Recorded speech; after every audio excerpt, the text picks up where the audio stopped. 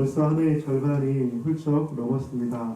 7월의 첫 주일 맥주 감사주일에 오신 성도님들을 주님의 이름으로 환영합니다. 오늘은 새롭게 시작하는 우리 7월을 시작하면서 옆에 분들과 이렇게 한번 인사했으면 좋겠습니다. 여러분 옆에 계신 분들에게 부담스러울 수 있지만 환한 얼굴로 지난 상반기 동안 고생하셨습니다. 하반기도 잘 부탁드립니다. 네.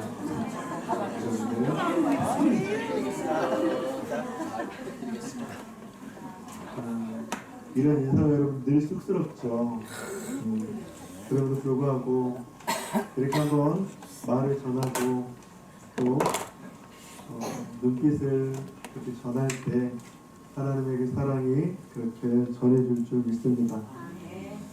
여러분들 지난 소모임신 예배를 기억하십니까? 여러분 어떤 기도와 어떤 결단을 하셨습니까? 그렇게 결단하고 새해 첫 주일 예배를 맞으셨을 것입니다. 그런데 참 우리가 살아가는 세상이, 이치가, 가정이, 일터가, 우리들의 삶이 우리들 뜻대로 잘 되지 않아요. 그래서 한 해를 세웠던 그 결단과 그 기도 제목은 어느새 온데간데 없이 내가 원하는 대로, 세상에서 이끌리는 대로, 감정과 상황이 이끌리는 대로 그렇게 살아갈 때가 참 많은 것 같습니다. 그렇게 지나가더니 벌써 상반기가 지나가고 하반기가 되었습니다. 사랑하는 성도님들, 그런데 새롭게 시작한 하반기 다시 한번 주님 안에서 결단하기를 주님의 이름으로 간절히 축복합니다. 예배 생활을 결단합시다. 기도 생활을 결단합시다. 신앙 생활을 결단합시다. 우리의 가정을 다시 한번 결단합시다. 우리의 일터에서 다시 한번 결단합시다. 주님 없이, 주님 뜻이 아닌 내 뜻과 계획이 아니라 하나님께서 나의 삶의 주인 되어 주시고 하나님께서 나의 삶을 이끌어 주시며 인도해 주옵소서. 하나님, 하반기에 나를 지켜 주옵소서. 그런 결단의 예배, 이 예배가 오늘 이 시간이 되시기를 주님의 이름으로 간절히 축복합니다. 그런데 그렇게 우리가 결단하고 감사를 회복하고 살아가려고 하는데 늘 우리들의 그 결단을 가로막는 것들이 있어요. 그래서 제르스키라는 심리학자는 그 우리들의 결단과 우리들의 감사를 가로막는 것 가운데 하나는 바로 걱정이라는 이야기를 했습니다. 여러분들 어제도 걱정하셨고 오늘도 걱정하셨죠. 내일은 걱정할까요, 하지 않을까요? 당연히 하죠.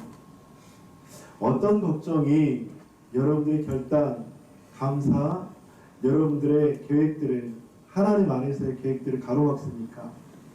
어떤 걱정들이 주님 뜻 안에서 살려고 하는 여러분들의 발목을 잡고 계십니까? 젤렌스키는 걱정이라는 단어를, 그리고 걱정에 대한 많은 통계 조사를 이렇게 발표를 했어요. 걱정의 40%는 절대 현실로 일어나지 않고, 걱정의 30%는 이미 일어난 일에 대한 것이고, 걱정의 22%는 안 해도 될 사소한 것이며, 걱정의 4%는 우리의 힘으로 어쩔 도리가 없는 것이다. 걱정의 4%는 우리가 바꿀 수 있는 것이다. 사랑하는 성도님들, 이 말을 본즉슨 결론은 우리는 하지 않아야 될 걱정이 우리들의 인생을 바꾸려고 하고, 일어나지도 않을 그 걱정으로 인해서 우리의 삶이 피폐해지고 도저히 불가능한 그 상황 속에서도 우리는 그 걱정 때문에 우리의 많은 모습을 사로잡혀버리고 빼앗겨 버린다고 하는 것입니다. 더불어 성도님들께, 예배에 참석하신 성도님들께 주님의 이름으로 간절히 권면드립니다. 권면이, 걱정이 여러분들의 삶을 지배하지 않기를 주님의 이름으로 간절히 축원드립니다. 걱정이 하나님 안에서 살아가려고 하는 여러분들의 발목을 부여잡지 않기를 간절히 기도합니다. 걱정이 하나님 뜻대로 살아가려고 하는 여러분들의 그 삶을 사단에게 빼앗기지 않는 하반기가 되시기를 주님의 이름으로 간절히 축복합니다. 그렇다면 우리는 어떻게 그렇게 걱정이 아닌 감사의 삶을 살 수 있을까? 바로 우리 가운데 하늘의 문을 여는 열쇠인 감사가 회복되어져야 한다는 것이죠. 저는 1년의 달력을 보면 참 감사해요. 송구행신 예배로 새해를 준비하고, 조금 우리가 그렇게 믿음이 좀 연약해질만 하면 4월 달에 아니면 3월 말에 부활절이 있어서 우리의 영혼이 다시 부활하게 하시고, 그렇게 또 은혜를 받다가 조금 지나가다 보면 또 넘어지고, 또 어느새 금방 은혜를 까먹고 하다 보면 또 7월의 첫날 맥주감사주를 통해서 다시 한번 결단하게 하고, 또 추수감사주를 통해서 다시 한번 감사하게 하고, 성탄절을 통해서 다시 한번 예수 그리스도의 그 복음의 능력 십자가를 생각하게 하고, 여러분 이것이 바로 하나님께서 우리들에게 날과 달을 주신 하나님의 놀라운 뜻과 계획인 줄 믿습니다. 다시 한번 그래서 7월의 첫날 첫 주일 우리가 다시 한번 주님 앞에 감사로 나아갑시다. 여러분들, 하나님께서 이스라엘 백성들에게 명령하신 3대 절기가 있어요. 그 절기는 바로 유월절, 맥추절, 수장절이라고 합니다. 여러분, 유월절인 애굽에서 여러분들 포로에서 구출되어 탈출하게 된 구원에 대한 감사의 절기이죠. 맥추절은 첫 열매를 거둘 때 모맥 즉 보리를 거두는 시기에 처음 열매로 하나님께 소제로 드리며 수양을 번제로 드리는 감사의 절기, 이것이 바로 맥추절, 오순절, 칠칠절이라고도 합니다. 수장절은 1년 중에 곡식을 거두어서 저장한 후에 곡식과 과실, 감람류로 드리는 감사의 절기, 이 절기를 수장절이다라고 이야기합니다. 여러분들, 우리가 11월 첫 주일에 드리는 추수감사주일의 이 세 절기 가운데 어떤 절기일까요? 몇 번일까요? 3번 수장절이 바로 성경의 수장절이 추수감사주일의 그런 성경적인 근거가 되었습니다. 그럼 우리가 오늘 지키는 맥주감사주일의 근거는 성경에서 무엇일까요? 그것은 바로 두 번째인 바로 맥추절이라고 하는 것입니다. 칠칠절, 초실절, 오순절이라고 하는 이 맥주감사주일. 그런데 예전에 어떤 학생이 이런 질문을 했다고 해요. 목사님, 우리는 보리도 심지 않는데 왜 맥주감사주일을 지켜야 돼요? 라고 질문했다고 합니다. 그런데 여러분들, 맥주감사주일을 조금 더 자세하게 그렇게 살펴보면 여러분들 6월절 다음 날부터 계산해서 50일째 되는 날이 맥추절이에요. 이스라엘 백성들이 출애굽을 한 후에 50일이 되는 날. 그런데 여러분 성경에서 보면 이스라엘 백성들이 출애굽을 한 후 50일이 되는 날 시내산에 도착을 했습니다. 시내산에 도착해서 하나님께서 이스라엘 백성들에게 10계명을 주셨다고 하는 것이죠.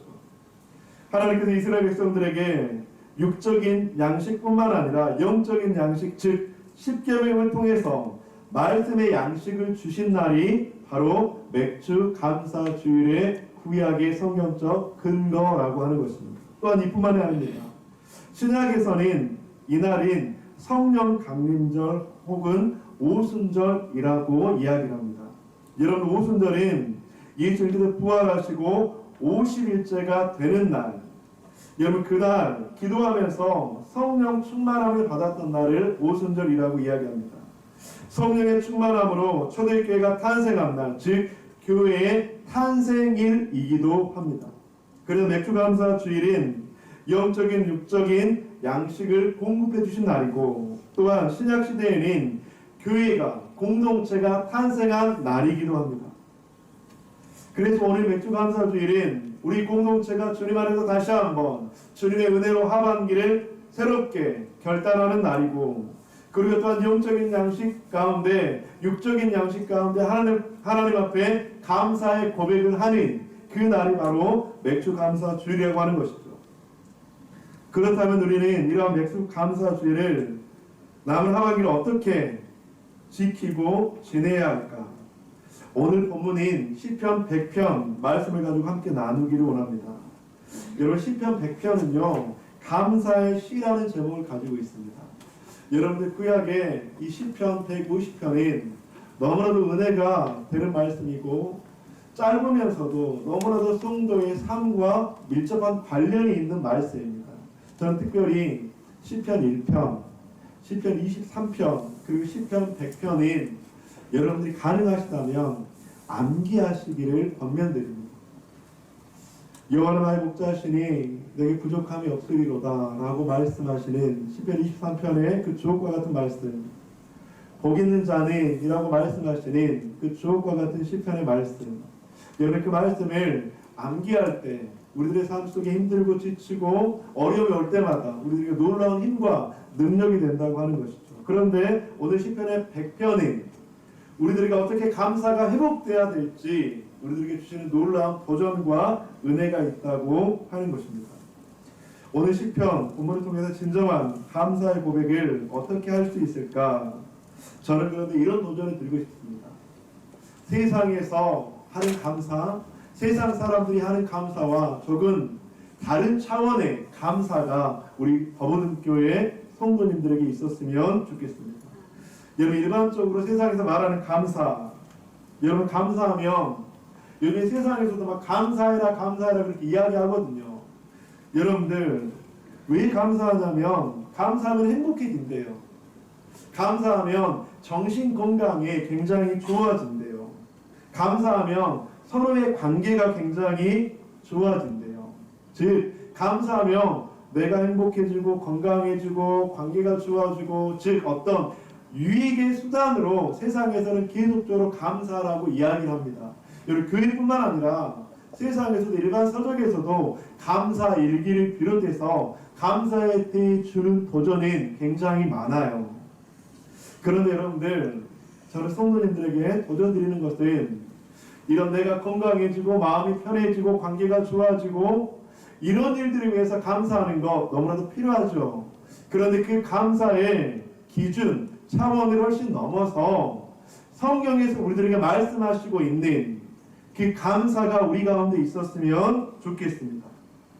하나님께서 우리들에게 구원해 주시고 죄와 사망 가운데 죽을 수밖에 없었던 우리의 영혼들을 다시 한번 생명의 선물을 주셨던 그 하나님의 은혜에 대해 다시 한번 감사를 회복하는 것, 나의 감정이 아니라 나를 구속해 주시고 나를 하나님의 자녀 삼아 주신 것에 대한 감사, 과거에도 나를 지켜주셨고 인도해 주셨고 현재에도 나를 지켜주시고 인도해 주시고 계시며 나의 미래 가운데도 나와 함께 해주실 그 하나님에 대한 믿음의 고백의 감사. 어쩌면 여러분들 이 고백과 감사가 우리 가운데 있을 때 우리의 영은 살아나게 될 줄 믿습니다. 이런 감사가 넘칠 때 하나님께서는 우리들에게 놀라운 성령의 충만함과 인도하심을 주실 줄 믿습니다. 그래서 오늘 본문의 3절을 통해 중심으로 함께 세 가지 감사가 회복되었으면 좋겠습니다. 우리 3절 말씀 함께 읽어보도록 하겠습니다. 시작.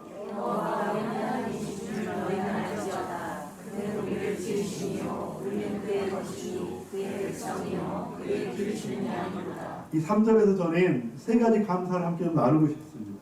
첫 번째는 하나님께서 나의 하나님 되심에 우리는 감사해야 합니다. 여호와가 우리 하나님이신 줄 너희는 알지어다. 여러분 나의 하나님 하면 성도님들은 어떤 마음이 드십니까? 사람들에게는 본능적으로요, 심리적으로요, 자기 편을 만들고 싶어 합니다. 여러분 자기 편, 내 편. 여러분들 남녀가 사랑해서 만나서 결혼을 하죠. 여러분들 결혼의 목적은 궁극적으로 여러 가지가 있어요. 그런데 저는 그 결론 가운데 하나를 이렇게 이야기합니다. 내 편을 만들고 싶어서. 여러분 그렇지 않나요? 비가 오나 눈이 오나 바람이 부나 검은무리가 파뿌리 될 때까지 사랑하시겠습니까? 라고 하는 그 고백은 어떨 때라도 내 편이 되겠습니까? 라고 하는 그 질문이기도 하고 그 고백이기도 합니다. 문제는 남편이 된다는 게 문제이기는 하죠. 내 편을 만들고 싶어서 결혼하지만 그 내 편이 아닌 남편이 될 때가 참 많다고 하는 것이죠.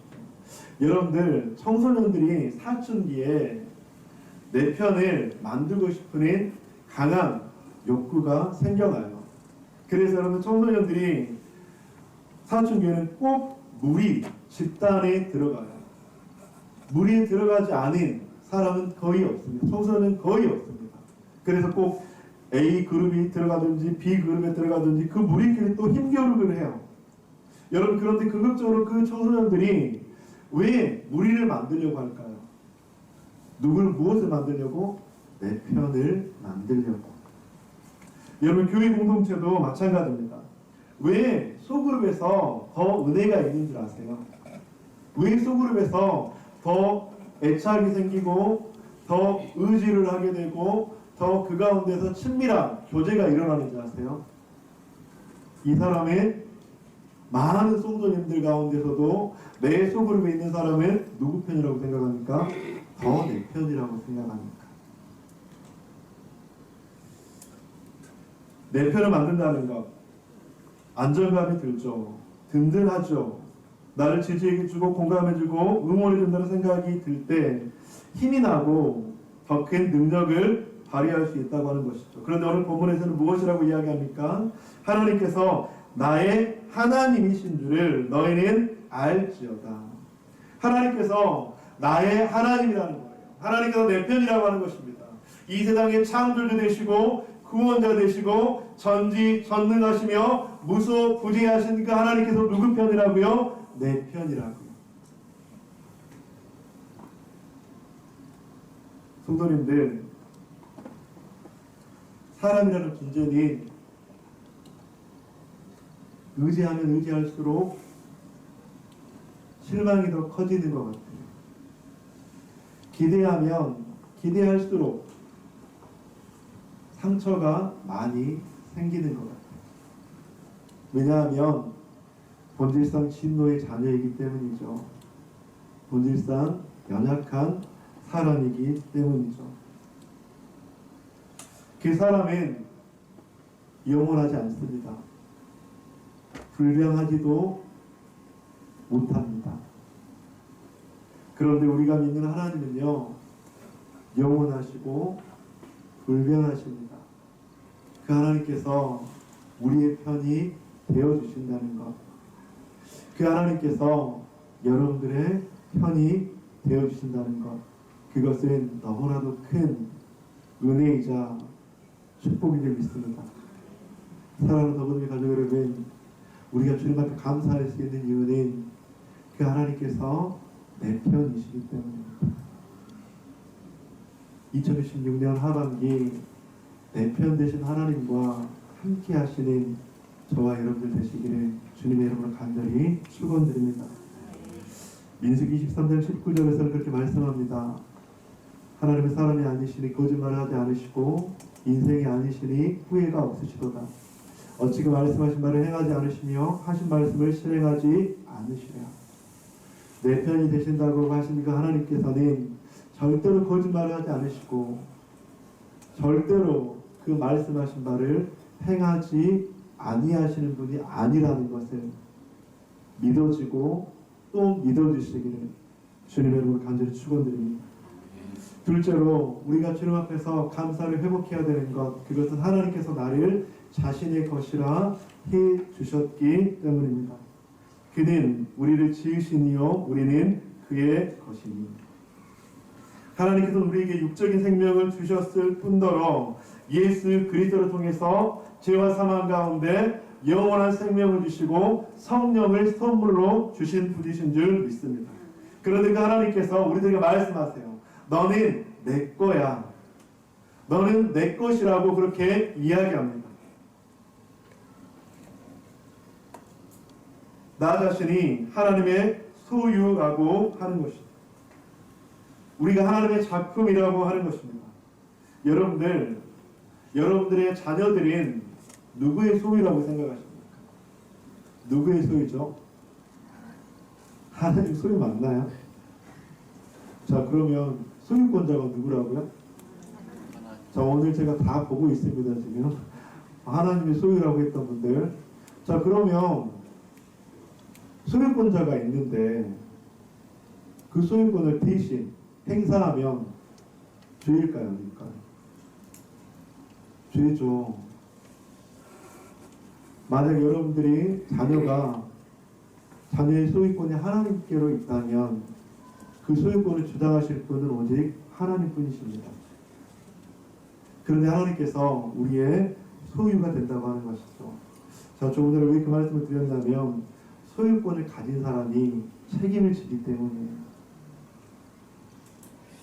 소유권을 가진 사람이 그 소유에 대해서 책임지시고 인도하시고 이끌어주시며 모든 것들을 해주시기 때문입니다. 주님께서는 우리를 자신의 것, 자신의 소유라고 분명히 말씀하십니다. 우리가 하나님의 소유인 것을 알고 하나님의 소유인 것을 인정할 때 우리들은 하나님께서 책임져 주실 줄 믿습니다. 아멘. 아멘. 2016년 하반기 가운데 하나님, 내가 하나님의 소유 맞죠? 하나님께서 나를 책임져 주옵소서. 하나님께서 나를 이끌어 주옵소서. 지켜 주옵소서. 시편 17편 7절과 8절에서는 이렇게 말씀합니다. 여러분 한번 읽어주시기 바랍니다. 시작.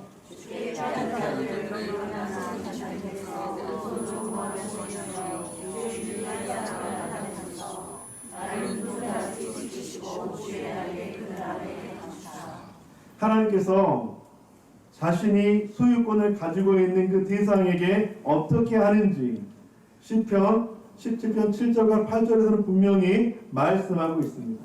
주님의 날개 아래 우리는 보호받는 하나님의 소유요, 주님의 기이한 사랑을 나타내시고 눈동자같이 지켜주시며 주의 날개 그늘 아래 감춰주시는 것, 이것이 바로 그것을 소유하신 소유권자의 지켜주심과 인도하심이라고 하는 것입니다.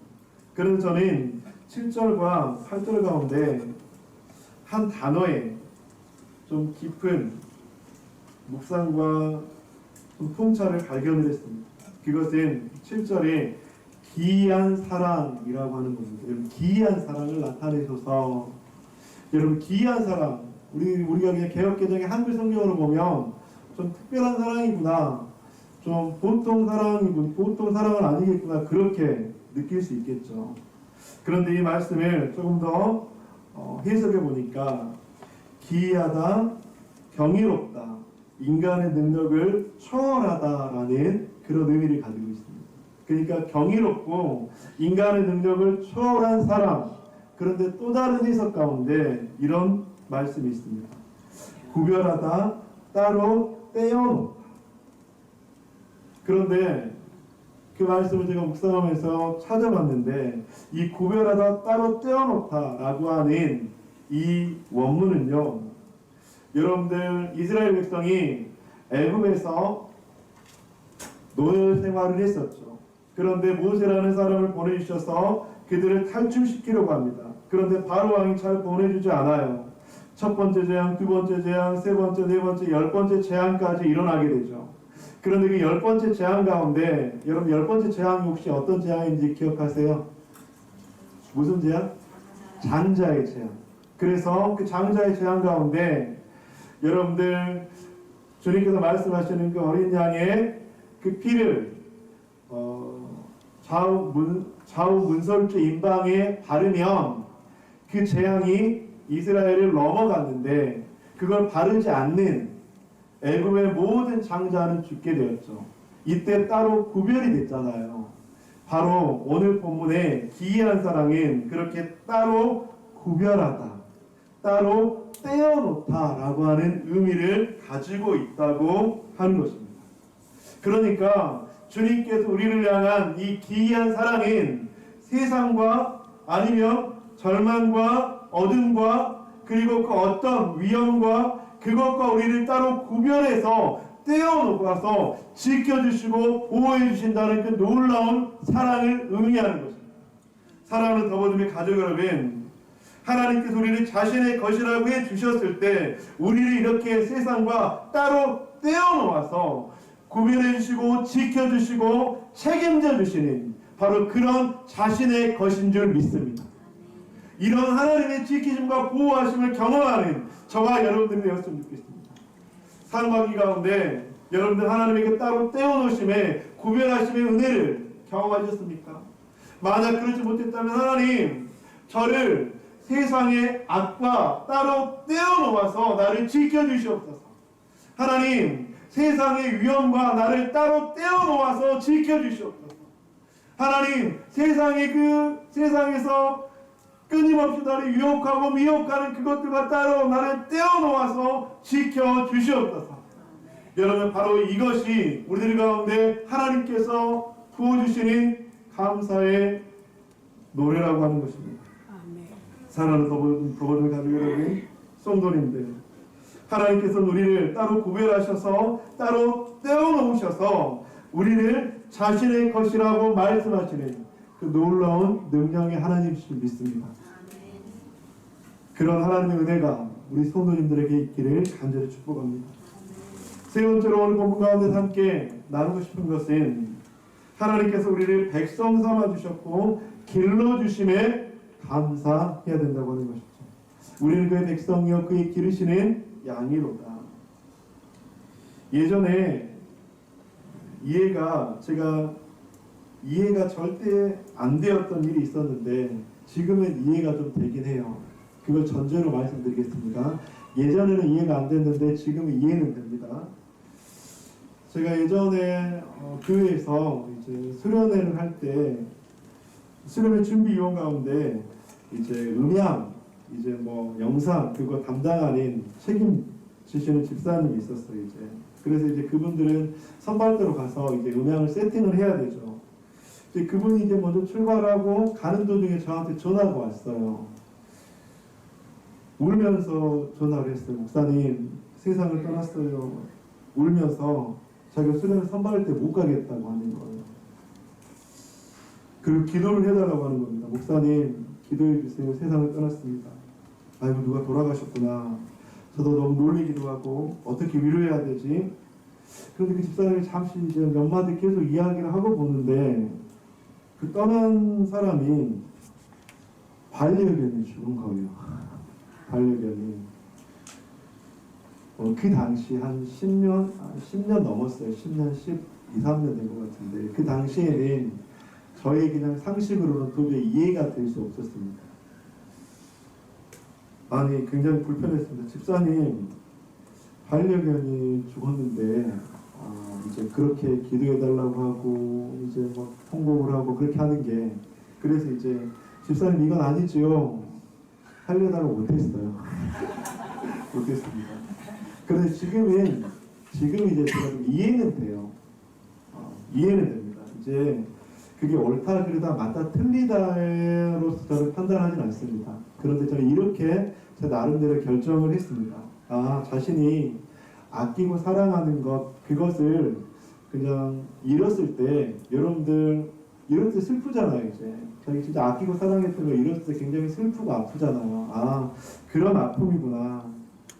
그래서 그것을 존중해 드려야 되겠다. 이제 저는 그렇게 결론을 내긴 했습니다. 제가 하고 싶은 말은 무엇이냐면 그렇게 한낱 영혼이 없는 미물도 마음을 다해서 키우는데 하나님께서는 우리를 자신의 백성이라고 말씀하시며 직접 길러주신다고 하는 거예요. 그런데 여기서 기른다는 헬라어는 풀을 먹이다, 치다, 돌보다 라는 말인데 중요한 것은 여러분들 주어가 하나님께서 직접 길러주신다고 하는 거예요. 누군가한테 맡기는 게 아니라 위탁하는 게 아니라 하나님께서 직접 자신의 백성을 길러주신다고 하는 것입니다. 이 기른다고 하는 것은 이런 의미들이 있습니다.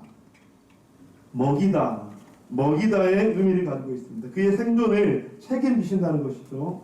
왕의 통치 언어의 의미가 있습니다. 여호와께서 우리 왕이라는 것은 찬양의 성격이기도 합니다. 창조와 지켜주심의 뜻도 가지고 있습니다. 만들었으면 책임져 주신다고 하는 것이죠. 관계의 의미도 가지고 있습니다. 의식주만 주는 것이 아니라 아주 친밀한 그런 관계를 갖는다고 하는 것이죠. 성도님들, 하나님께서 우리를 길러주신다고 하는 것은 우리를 먹여주시고 입혀주시고 책임져주시고 인도해주시고 지켜주시며 그와 친밀함의 관계를 갖는다고 하는 하나님의 놀라운 약속이자 축복이라고 하는 것입니다. 이런 축복을 경험하는 누릴 수 있는 저와 여러분들 되시기를 주님의 이름으로 간절히 축원드립니다. 이것이 바로 신앙생활하는 성도들에게 주신 하나님의 놀라운 은혜이자 축복인 줄 믿습니다. 지켜주시고 먹여주시고 입혀주시며 함께하시며 함께 울고 웃을 수 있는 놀라운 은혜를 주시는 것, 이것이 바로 길러주시는 하나님의 은혜에 감사해야 될 이유라고 하는 것입니다. 저는 길러주신다는 말씀을 묵상하면서 시편 23편의 말씀이 다시 한번 떠올랐습니다. 우리 한번 시편 23편 우리 한번 마음을 다해 한번 읽어보도록 하겠습니다. 시작.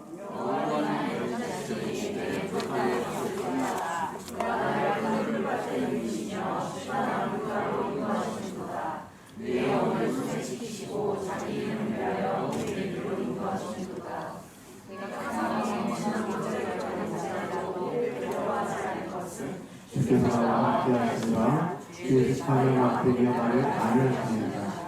주께서 내 목전에서 내게 상을 차려주시고 기름을 내 머리에 얹으셨으니 내 잔이 넘치나이다.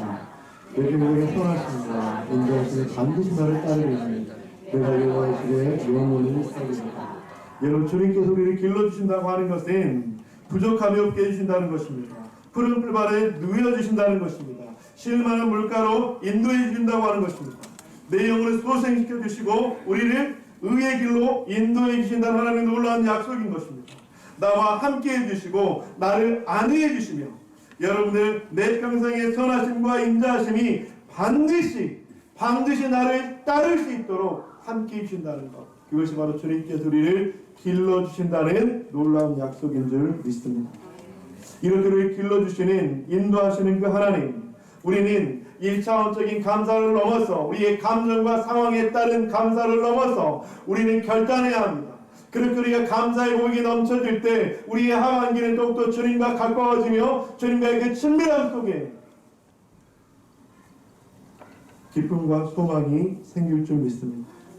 그래서 시편 기자는 우리들에게 요구하고 있습니다. 1절, 온 땅이여 여호와께 즐거운 찬송을 부를지어다. 기쁨으로 여호와를 섬기며 노래하면서 그의 앞에 나아갈지어다. 시편 기자는 우리가 주님 앞에 감사의 노래를 해야 될 이유를 다른 것에서 찾고 있지 않습니다. 그저 온전히 온 땅이여 여호와께 즐거운 찬송을 부르며 기쁨으로 나의 감정과 상관없이 여호와를 섬기며 노래하며 그 앞에 나아가라고 말씀하고 있습니다. 4절에도 이렇게 말씀합니다. 감사함으로 그의 문에 들어가며 찬송함으로 그의 궁전에 들어가서 그에게 감사하며 그의 이름을 송축할지어다. 여호와는 선하시니 그의 인자하심이 영원하고 그의 성실함이 대대에 이르리로다. 사랑하는 도움을 가족 여러분, 2016년 하반기 가운데 이런 은혜가, 이런 감사가 우리 가운데 있기를 주님의 이름으로 간절히 축원드립니다. 그렇게 할 때 우리의 삶은 기쁨이, 소망이 점점 넘치게 될 줄 믿습니다. 말씀을 마무리하도록 하겠습니다. 우리가 감사할 수 있는 이유, 감사해야 하는 이유, 하나님께서 나의 하나님 되심에 감사해야 합니다. 하나님께서 나를 자신의 것이라 해주심에 감사해야 합니다. 하나님 백성 삼아주셨고 나를 길러주심에 우리는 감사해야 합니다. 말씀 마무리하면서 처음에 젤렌스키라는 심리학자가 했던 걱정에 대해 저는 하반기 이 걱정이 우리 가운데 이렇게 바뀌어졌으면 좋겠습니다. 우리 함께 읽어볼까요? 시작.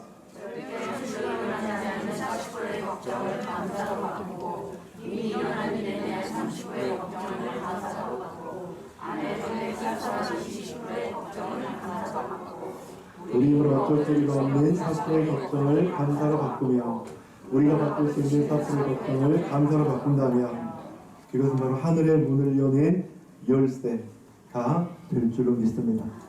하반기 가운데 하나님의 마음을 시원케 하고 기쁘게 하며 하늘의 문이 활짝 열려 우리들의 일터와 가정과 삶과 공동체 가운데 하나님의 은혜와 축복이 임하게 되는 저와 여러분들 되시기를 주님의 이름으로 간절히 축원드립니다.